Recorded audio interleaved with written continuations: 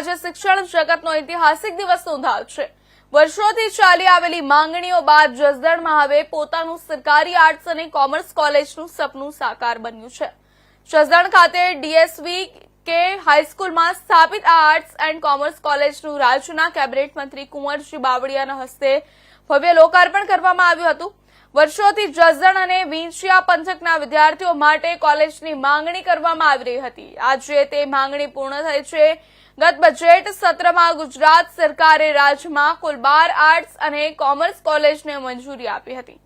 તેમાં સૌપ્રથમ જસદણ ખાતે કોલેજનું લોકાર્પણ થતા પંથકના વિદ્યાર્થીઓમાં ખુશી છવાઈ ગઈ છે।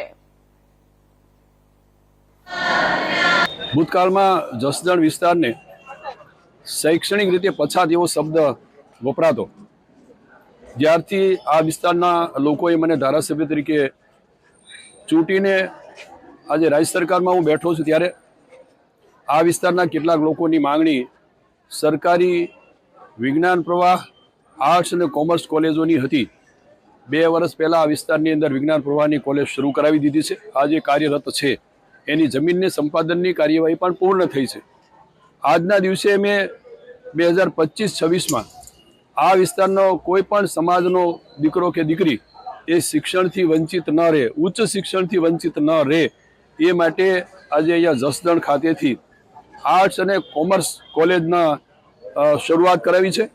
અને આગામી દિવસમાં આ આર્ટ્સ અને કોમર્સ કોલેજની વિદ્યાર્થીઓની સંખ્યાઓને ધ્યાનમાં રાખીને એનું પોતાનું જ મકાન બને એ માટેનું પણ રાજ્ય સરકારમાં આપણે વ્યવસ્થા કરાવી છે।